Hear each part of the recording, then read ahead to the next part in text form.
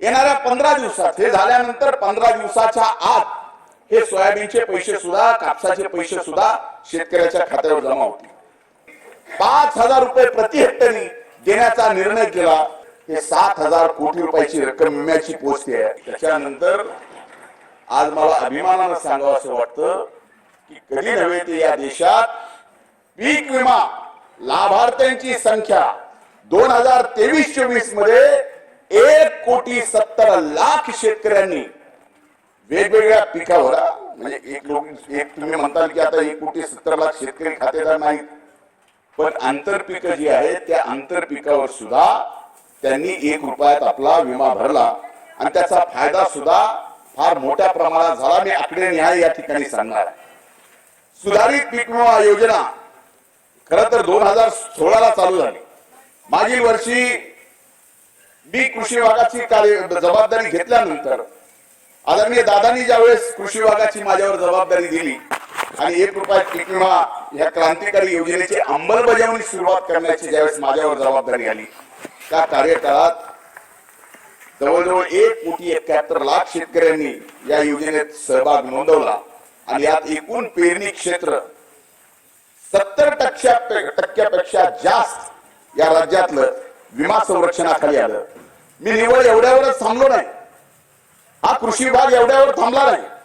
वेळोवेळी पेरणी, मध्य हंगामी प्रतिकूल परिस्थिती, स्थानिक नैसर्गिक आपत्ती, काढणी पक्षात नुकसान, पीक कापणी प्रयोगांती झालेलं नुकसान, अशा प्रत्येक वेळी पीक विमा कंपन्याच्या मनगुटीवर बसून टेबल या ठिकाणी बसून जास्तीत जास्त भरपाई शेतकऱ्यांना मिळवून देण्याचं या ठिकाणी काम केलं। याची आकडेवारी सुद्धा अध्यक्ष महाराज मी सदनामध्ये आपल्या समोर ठेवणार आहे, मी टेबल करणार आहे। तथापि एक बाब सभागृहाच्या निदर्शनास आणून देतो की गेल्या वर्षभरात सुमारे 7,000 कोटी रुपये असे विविध नुकसानाकरिता नुकसान भरपाई म्हणून पीक विमा कंपन्याकडून मंजूर झाले असून पैकी 4,000 कोटी रुपये शेतकऱ्यांना उपलब्ध करून दिलेत, म्हणजे खात्यावर जमा झालेत आणि उर्वरित 3,000 कोटी रुपये आता वितरण करण्याची प्रक्रिया चालू झाली आहे आणि ते 3,000 कोटी रुपये कालच आपल्याला या ठिकाणी पीक विम्याचे मिळालेत आणि त्या ठिकाणी आता त्याची वितरण प्रक्रिया चालू झालेली आहे आणि ते सुद्धा अधिवेशन संपेपर्यंत 15 जुलैपर्यंत पीक विम्याची ही रक्कम सुद्धा शेतकऱ्यांच्या खात्यावर जमा होईल। स्थानिक पातळीवरती पीक विमा मिळत नाही याच्या संदर्भामध्ये कृषी विभागावर आक्षेपने दुर्लक्ष असण्याचे आरोप करण्यात आले, पण या बाबतीत या सदनाला आणि महाराष्ट्राच्या शेतकऱ्यांना या ठिकाणी जबाबदारीपूर्वक सांगू इच्छितो की खरं तर कृषी विभागाची जबाबदारी ही योजना जाहीर झाल्यानंतर मी घेतली, कारण मार्चच्या बजेटच्या 2023च्या अर्थसंकल्प मांडत असताना या देशातली पहिली आणि या देशातलं पहिलं राज्य म्हणून 1 रुपयातली पीक विमा योजना ही देवेंद्र भाऊंनी या ठिकाणी लागू केली। म्हणजे शेतकऱ्यासाठी आजपर्यंत तिहेरी बाजूनी कधीच कोणी विचार केला नाही, जे आज केंद्र आणि राज्य सरकार या ठिकाणी करतंय याची जाणीव नाना आपल्या सर्वांना असली पाहिजे। एकीकडे पीएम किसान सन्मान प्रति हेक्टरी सोयाबीन आणि कापूस उत्पादनात IMSPच्या खाली भाव झाला। भाव अंतर या ठिकाणी म्हणून नाही तर आज शेतकऱ्यांना मदत म्हणून 1,10,00,000 शेतकऱ्यांनी पर्यंत हे 7,000 कोटी रुपयाची रक्कम विम्याची पोहोचते आहे। म्हणजे एकीकडे नैसर्गिक आपत्तीमुळे उत्पादनात घट झाली त्याचे सुद्धा पैसे मिळाले आणि दुसरीकडे मी माननीय मुख्यमंत्री आणि दोन्ही उपमुख्यमंत्र्यांचे आभार आणि अभिनंदन करतो महाराष्ट्रातल्या शेतकऱ्यांकडून की आपण 5,000 रुपये प्रति हेक्टरी देण्याचा निर्णय केला। म्हणजे शेतकऱ्यासाठी आजपर्यंत तिहेरी बाजूनी कधीच कोणी विचार केला नाही, जे आज केंद्र आणि राज्य सरकार या ठिकाणी करतंय याची जाणीव नाना आपल्या सर्वांना असली पाहिजे। एकीकडे पीएम किसान सन्मान योजना 6,000 रुपयाची आहे, एकीकडे त्याची प्रेरणा घेऊन नमो शेतकरी सन्मान योजना महायुती सरकारने या ठिकाणी 6,000 रुपये द्यायची चालू केली, दुसरीकडे 1 रुपयात पीक विमा देण्याचं चालू केलं आणि त्या परिस्थितीत वेगवेगळे जे काही संकट आले दुष्काळाचे केंद्राने दुष्काळ जाहीर केला, त्याची मदत सुद्धा शेतकऱ्यांना मिळाली आणि वेळोवेळी सततचा पाऊस असेल, अतिवृष्टी असेल, अनेक कुठलेही नुकसान झाले असेल, त्याला सुद्धा मदत पुनर्वसननी या ठिकाणी मदत केली आणि मागच्या वर्षी कापसाला आणि सोयाबीनला भाव मिळाला नाही, म्हणून या ठिकाणी त्या कापूस उत्पादक शेतकऱ्यांना आणि सोयाबीन उत्पादक शेतकऱ्यांना वाऱ्यावर सोडलं नाही, तर त्यांना सुद्धा या ठिकाणी 5,000 रुपये प्रति हेक्टर, कमाल मर्यादा 2 हेक्टर पर्यंत देण्याचा निर्णय केला। याबद्दलही मी माननीय मुख्यमंत्री आणि उपमुख्यमंत्र्यांचे मनपूर्वक आभार व्यक्त करतो। खरं तर 2016 पासून आतापर्यंत एकूण आकडेवारी पीक विम्याची 16 पासून अध्यक्ष महाराज कोणत्याही राज्यात आजपर्यंत या देशात एवढी मोठी रक्कम, आदरणीय देवेंद्र भाऊ, एवढी मोठी रक्कम आजपर्यंत 2016 पासून कुठल्याही राज्यात एवढी मोठी पीक विम्याची रक्कम मिळाली नाही। एवढी रक्कम आज 7,000 कोटी रुपये, ही अंतिम नाही, याच्या पुढे आणखी वाढ होईल। 7,000 कोटी 1 रुपया, म्हणजे एका शेतकऱ्याला जर माहिती घेतली तर त्या शेतकऱ्याला 1 रुपयात कमीत कमी या संकटाच्या काळात 15,000 रुपये आतापर्यंत मिळाले। 1,10,00,000 शेतकऱ्यांना, आणि त्यात आणखीनही वाढ होणार आहे। आणि अध्यक्ष महाराज, मी आपल्याला जबाबदारीपूर्वक सांगतो, या 1 रुपया योजनेच्या पीक विम्याच्या संदर्भामध्ये खरं तर या सरकारचं अभिनंदन करायला पाहिजे होतं। आरोप केले गेले सदनात, मी मान्य करतो, मी त्याचं स्वागत करतो, त्याला उत्तर द्यायला आम्ही समर्थ आहे। पण काही माध्यमांनी अध्यक्ष महाराज आवाजच्या 1.25 बातम्या काय लावल्या। एक माध्यमाने त्या असं बातमी लावली की 77 रुपये या ठिकाणी वैजापूरच्या एका तुपे नावाच्या शेतकऱ्याच्या खात्यावर 77 रुपये आले। अध्यक्ष महाराज, त्या तुपेने 3 पिकांचा विमा भरला, 3 पिकांचा, आणि त्या 3 पिकाचा विमा भरत असताना अतिशय जबाबदारीपूर्वक चौथा लोकशाहीचा स्तंभ मानणाऱ्या या वाहिन्यांनी जबाबदारीपूर्वक बातम्या द्यायला पाहिजेत। पहिल्या 2 अकाउंटला 13,000 रुपये जमा झालेले त्या शेतकऱ्याचे दाखवले नाहीत, ते दाखवले नाहीत, पण 77 रुपये त्याचे जे अंतिम कापणी प्रयोगानंतर थोडासा आपण समजू शकाल, जी फरक राहिलेली रक्कम आहे ती 77,000, जी शेवट आलेली ती 77 रुपयाची रक्कम मात्र बघा, विमा 77 ने आला, 13,000 आलेले दाखवलं नाही। अशा 2 शेतकऱ्याचं उदाहरण दाखवलं, अख्खी योजना बदनाम करायचा प्रयत्न केला। मग हे 1,10,00,000 शेतकऱ्यांना 7,100 कोटी रुपये जे मिळाले अध्यक्ष महाराज, ते खात्यात जमा झालेच, हे कसे मिळाले? माझं म्हणणं आहे की 293 वर आपण या ठिकाणी अनेक गोष्टीवर आरोप करा, कृषी विभाग कुठं चुकत असेल दुरुस्त करायला सांगा, आम्ही दुरुस्त करू, पण अशा महत्वाकांक्षी आणि शेतकऱ्यांच्या पाठीमागे खंबीरपणानं जे शासन उभं राहतं, एका योजनेच्या माध्यमातून अशा योजनेला कृपा करून बदनाम करू नका, कारण ही योजना तुम्ही बदनाम केली तर शेतकरी सुद्धा उदासीन होईल, खऱ्या त्याला मदत मिळत असताना सुद्धा उदासीन होईल। म्हणजे एकीकडे 12,000 रुपये वर्षाला द्यायचे, दुसरीकडे पीक विम्याचे पैसे द्यायचे, तिसरीकडे अनुदान सुद्धा या ठिकाणी 5,000 हेक्टरी प्रमाणे द्यायचं, असं आजपर्यंत कधी झालं होतं का? असं संकट नाना भाऊ आपण त्या चेअरवर असताना, एकत्र सरकारमध्ये महाविकास आघाडीच्या असताना सुद्धा शेतकऱ्यांवर आली, पण एवढी मोठी मदत झाली का?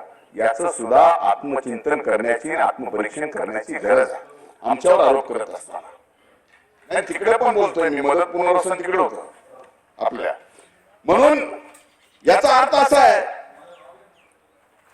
याचा अर्थ मी सुद्धा पीक कंपन्याच्या कामावर आज खऱ्या अर्थानं ज्यावेळेस 7,000 कोटी काल असे आले, म्हणजे अंतिम हप्ता आला नाही, आता जे काल 4,000 कोटी आले, त्याच्यावर नंतर अनेक दिवसाचं श्रम माननीय मुख्यमंत्री, दोन्ही उपमुख्यमंत्र्यांनी, मी पीक विमा कंपनीसोबत बसून आणि केंद्र सरकारने सुद्धा जे श्रम घेतले त्याचं कुठंतरी आज समाधान वाटतं, हे मला अभिमानाने या ठिकाणी सांगावं वाटतं। शेतकऱ्यांचा अधिकची मदत मिळावी, यात मध्ये कुणाचाही फायदा होऊ नये म्हणून पीक विमा योजनेत एक सुधारणा करता येतील। आणि या व्यतिरिक्त मी आपल्याला सांगतो, अनेकदा पीक विम्याच्या संदर्भात या सदनातल्या अनेक माननीय सदस्यांच्या मतदारसंघात वेगवेगळे वेगवेगळ्या पद्धतीचे प्रश्न निर्माण होतात. त्यावेळेस त्याला उत्तर देत असताना आता अनेक जणांनी आता हिंगोलीचा प्रश्न काही जणांनी उपस्थित केला. डॉक्टर कुटे साहेबांनी माननीय कुटे साहेबांनी या ठिकाणी वेगळा प्रश्न उपस्थित केला. हे सगळं प्रश्न पीक विम्याच्या संदर्भामध्ये विचारात घेत असता मी स्वतः या ठिकाणी पीक विम्याला एक दुसरा कुठला ऑप्शन असू शकतो का याबाबत विचार करण्याची माननीय कृषी आयुक्ताच्या अध्यक्षतेखाली एक समिती सुद्धा नेमलेली आहे की इतर राज्यात जर पीक विमा सोडून काही बाबतीत असं काही होत असेल तर तसं आपल्याला राज्याला काही करता आलं तर त्याबाबतही एक समिती गठीत केलेली आहे. 2020 मध्ये विशेष करून खरीप हंगामात कडक लॉकडाऊन होते. तसेच राज्यात अनेक ठिकाणी अतिवृष्टी झाली होती. त्या काळात लॉकडाऊनच्या अडचणी किंवा अतिवृष्टीमुळे भौतिक नुकसानामुळे अनेक जिल्ह्यात शेतकऱ्यांना पीक विमा कंपन्यांच्या नियमानुसार नुकसानीचे 72 तासात ऑनलाईन तक्रारी दाखल करता आल्या नाहीत. बीड जिल्ह्यात सुद्धा जवळजवळ 3 लाख शेतकरी असेच वंचित राहिलेले आहेत. तत्कालीन सरकारने विमा कंपन्यांना महसूल व कृषी विभागाने केलेले पंचनामे ग्राह्य धरून विमा वितरित करावा असे निर्देशही दिले होते. मात्र अनेक कंपन्यांनी त्याविरुद्ध अपिलात गेले. काही ठिकाणी तर प्रकरणे न्यायालयात गेली. मात्र अनेक कंपन्या त्या विरोधात न्यायालयात गेल्यानंतर मात्र राज्य सरकारच्या कृषी विभागामार्फत अपिलातील कंपन्यांचे अपील केंद्र स्तरावरून नाकारून विमा देण्यास भाग पाडणे तसेच प्रकरण न्यायालयात आहे तिथे शासनातर्फे वकील देऊन ती प्रकरणे शेतकऱ्याच्या बाजूने निकाली काढण्याची प्रक्रिया आम्ही करीत आहोत. त्यामुळे 2020 सालच्या विमाचा विषय थोडा किचकट आहे काही जणांनी उपस्थित केला म्हणून या ठिकाणी सांगतो. पण आम्ही 100% सोडू हा विश्वासही या निमित्तानं या सदनाच्या माध्यमातून या राज्यातील 2020 चा ज्याला विमा मिळालेला नाही जे विमे प्रलंबित आहेत त्यांना मिळतील हा शब्द या निमित्तानं देतो. या व्यतिरिक्त त्या पूर्वीच्या काळातील जिल्हानिहाय लोकप्रतिनिधीच्या पीक विमा संदर्भात अडचणी आहेत त्या दूर करण्यासाठी अधिवेशन संपताच सर्व संबंधित लोकप्रतिनिधी व पीक विमा कंपन्या यांची एक बैठक आयोजित करण्याचा निर्णय सुद्धा घेतलेला आहे आणि त्याचाही निमंत्रण त्या बैठकीत आपल्या सर्वांना मिळेल. यावर्षी देखील राज्यात 1 रुपयात पीक विमा भरण्याची प्रक्रिया सध्या सुरू आहे.